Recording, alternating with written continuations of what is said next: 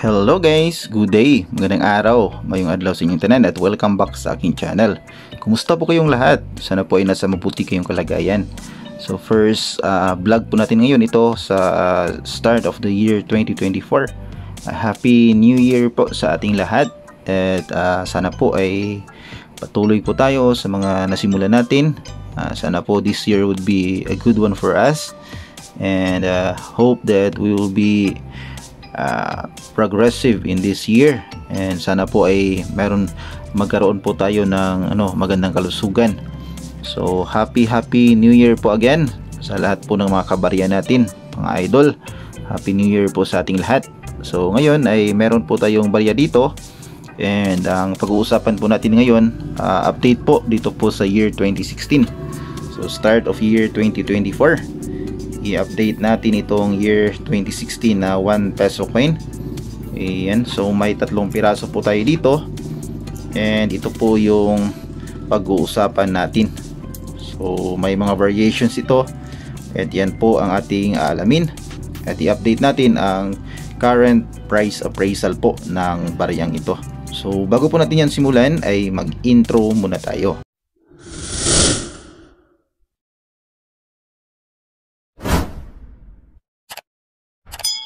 Ayan, hello po sa inyo lahat. Good day, magandang araw, mayong adlaw sa inyong tanan, at welcome back po sa aking channel. So ngayon guys ay start of the year 2024, ay mag-update po tayo ng mga barya, mga specific mint year, para po malaman natin kung ano ba ang standing sa record po nito, basing po sa lagi nating ginagamit na website na n.numisa.com. Kung ito bang mga baryang ito ay semi hard to find na, common lang ba, or hard to find na. So yan, start of the year, simulan po natin dito sa year 2016. Itong year 2016 po ay may 2 variation, at yan po ang ating alamin. At meron tayo dito 3 piraso. So ayan, so year 2016, bali second to the last mint year po ito sa BSP series po na 1 peso. So bago po pala natin to i-update ay i-review po muna natin ang overs at ang reverse nito. Unahin natin dito sa kanyang overs or sa harapan. So dito po sa kanyang overs ay naka-highlight po ang portrait ng ating bayani na si Gat Jose Rizal.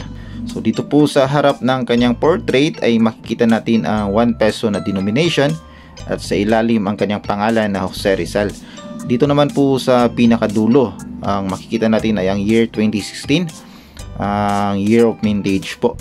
At dito sa ilalim ng kanyang shoulder ay makikita natin ang mint mark. So ayan, yung baybayin letter, ayan po ang mint mark.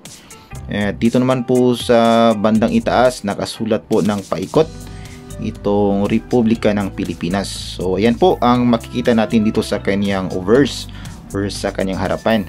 At dito naman po sa kanyang reverse or sa likuran ay makikita natin ang dating silyo po ng BSP or ng Bangko Sentral ng Pilipinas. So dito sa ilalim makikita natin ang year 1993, kung saan ito po yung taon na na-establish po ang BSP. At nakasulat naman po ng paikot ang Bangko Sentral ng Pilipinas. So dito naman po sa bandang loob makikita natin dito ang inner circle. Yan. At makikita natin dito yung gear. Yan. At sa loob ng gear makikita natin dito sa bandang itaas ang araw at bundok, at sa ilalim ang sagisag ng watawat ng Pilipinas na may araw sa gitna at may 3 bituin naman po sa gilid. So yan po ang makikita natin dito sa kanyang overs at dito po sa kanyang reverse.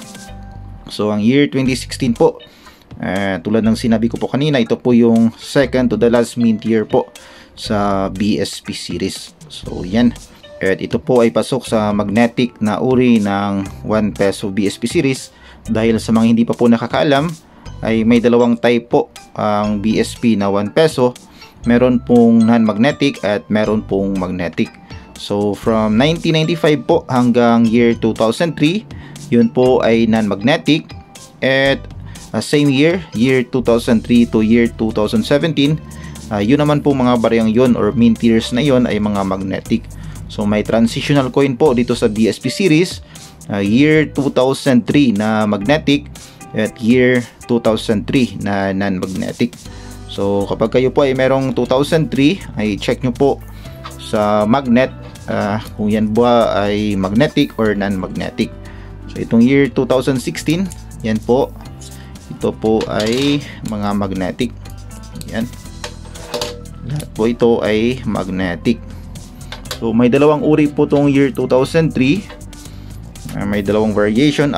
Year 2016 pala. Yan, dito po sa likuran natin malalaman ang kaniyang kaibahan. So sa harapan po ay same lamang po. Ayan, so pansinin niyo po guys, makikita niyo po kaagad ang pagkakaiba ng dalawang bariyang ito. Ayan, so ito po yung reverse 1 at ito naman po yung reverse 3. So ang katangian ng reverse 1, maliliit po ang kanyang cogwheel, yan, itong gear, maliliit po ang ipin. At ang 1993 po ay maliliit din po ang pagkasulat. At habang dito naman po sa reverse 3 na year 2016, malalaki po ang pagkasulat ng Bangko Sentral ng Pilipinas, malalaki po ang ipin ng kanyang gear, yan, at wider or malalaki rin po ang pagkasulat ng 1993. So ayan guys, yung kaibahan, very obvious naman po ang kaibahan ng dalawa. Ayan, at magkaiba po ang current status ng bariyang ito. So i-check natin po sa record ng numista. Ayan, so dito po sa numista, dito po sa reverse 1, unahin natin. Ang reverse 1 po, ang kasalukuyang percentage ay 6%. So medyo may kaliit na rin po ang percentage nitong reverse 1. Pero so far, ito po ay common pa lamang. Madalas pa po nating makikita ito sa ating circulation.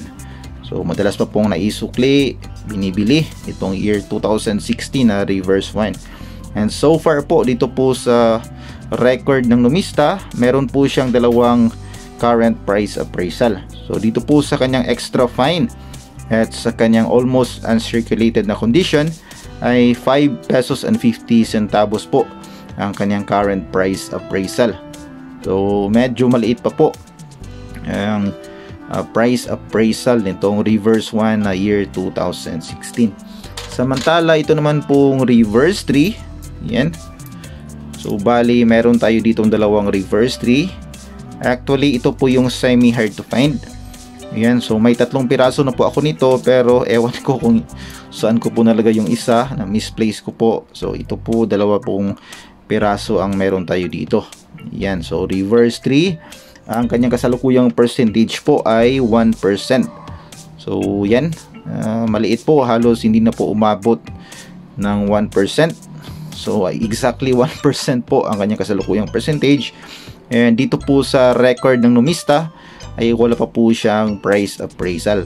So ganito po talaga minsan ang nangyayari kapag ang isang barya po ay semi hard to find, ay wala pong datos sa price appraisal na nakalagay dito po sa record ng numista. Pero tandaan nyo po guys, itong year 2016 na reverse 3 ay semi hard to find. Pahirapan po talaga makahanap nito.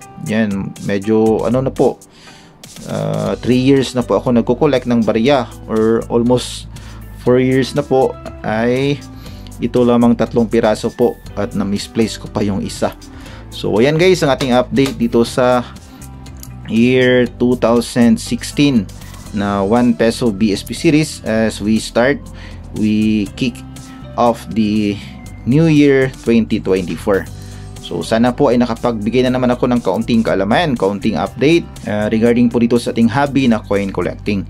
At kung bago ka pa lamang po sa aking channel, ay huwag mo na rin kalimutang mag-like, mag-comment, mag-share at mag-subscribe.